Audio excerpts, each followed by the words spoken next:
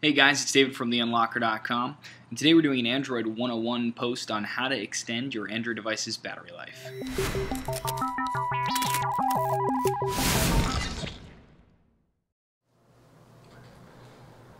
Okay, so there are some basic things that you can do to your Android device to extend the battery life without getting too crazy.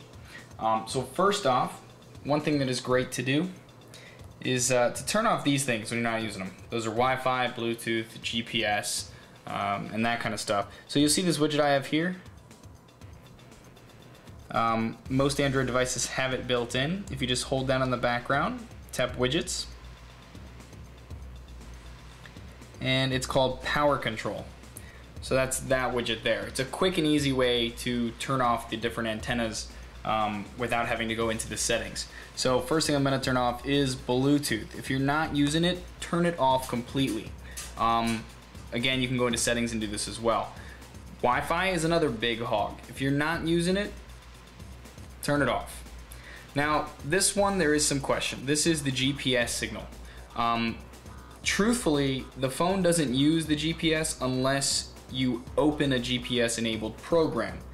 For example, Google Maps, and the GPS is not on right now, even though that this is highlighted. This is just saying that I'm allowed to use the GPS. So I'll show you what I mean. If you tap on the Maps program,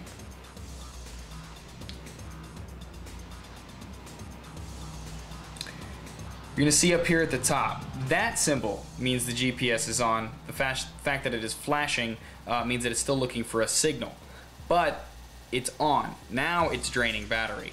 When I leave this program, it should turn that off. It is no longer using the GPS, even though this is still highlighted.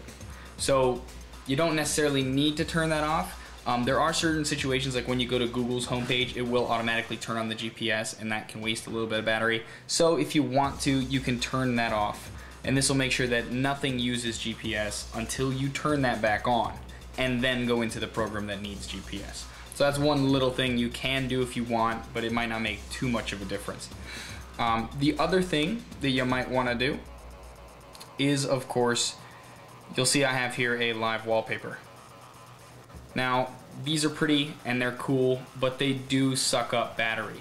So if you don't necessarily need to have it and you're worried about battery life, one thing to do is hold down on the back, hit wallpapers, and choose a static wallpaper, whichever one that may be.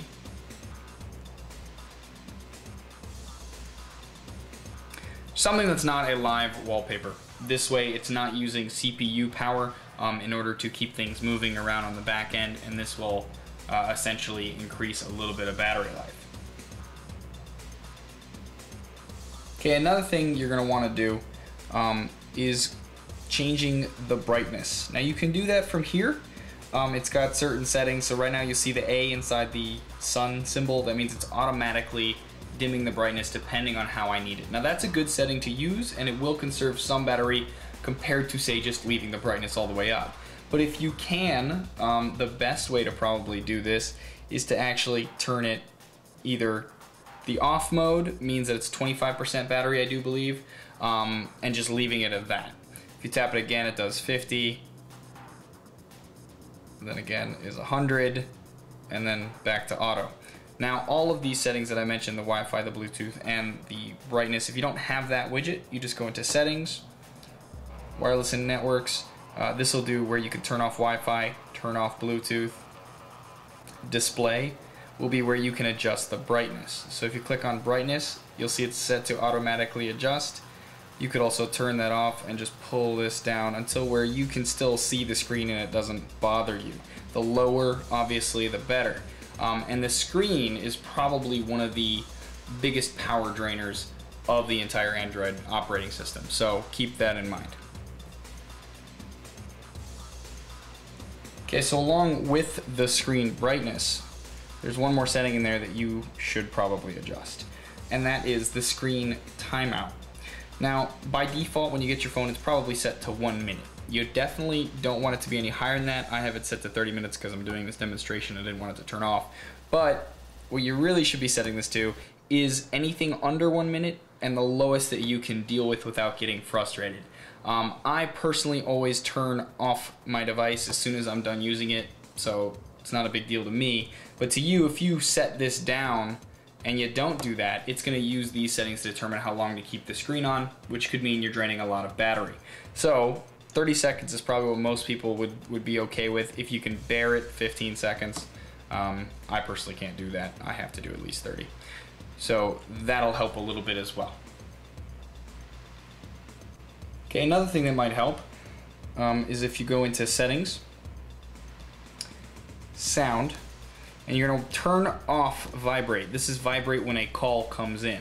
I always have it set to always, which is why my battery dies a little bit faster, because I can't hear the call. But if you can and you're okay with that, change it to never and it'll save some battery power. Vibrating the phone in general, there's a little motor in there that it has to turn on. So that can save some battery power. Now, this is just for the phone in this settings menu. So you might want to also go into messages, settings, and you also will notice you have a vibrate setting in here. So you can change that to never as well. And the same thing goes for your email applications, email and Gmail. Turn the vibrate off. One more thing you're going to want to turn off here. If you go to language and keyboard, Android keyboard, there's a vibrate on key press, which is basically haptic feedback. Depending on what keyboard you're using, whether it's HTC's or Samsung's or whatever keyboard is on there. I'm using the basic Android one, but it'll be called something different, either haptic feedback or vibrate on key press. Turn that off. Some people do like it. I actually prefer it in certain situations with certain keyboards, but if you're trying to save battery power, it's best to just have that off, because again, those little vibrations still require a little motor, which requires energy. Okay, another thing you're going to want to do to save some battery power is going into the menu, settings, applications, manage applications, and then click on running. Now this is Android's built-in kind of task manager. We covered in another video on how to manage your running tasks in Android 101. But in here you can see all of the apps that are currently running and processes that are currently running in the background. All of these use some bit of power for the most part. So if there are some in here that you're not using, for example, I'm not using this, hit stop. And that should kill the program.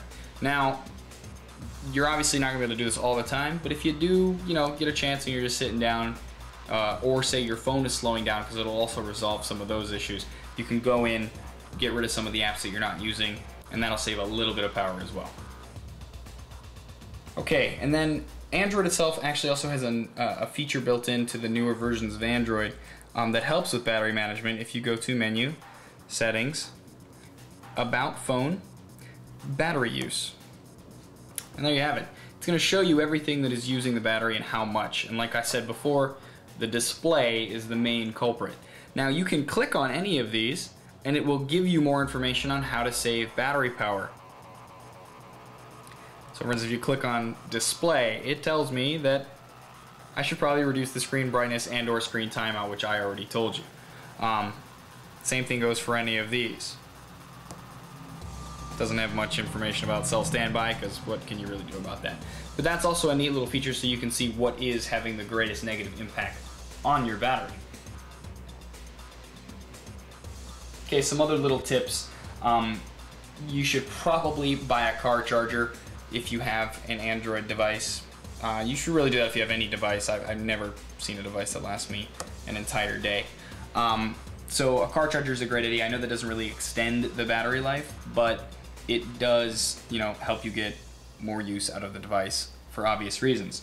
The other thing you should always do is when you do charge your phone, try to charge it entirely. Don't charge it in little spurts, because what will happen is if you charge it for, say, 2 hours, it may show full battery, but it didn't actually get full battery, and that you'll just notice the battery drop really quickly all of a sudden for no reason. You need to let it sit and charge. I think it's about 4 hours, 5 hours, depending on the device.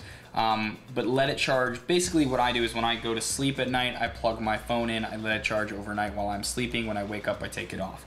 That's probably a good practice. And then using the car charger whenever I can for longer periods of time, like if I'm driving for a while. So that's it. Those are some tips. If you guys have any more, please feel free to comment underneath this video on our site and share them with the rest of the readers. Thanks.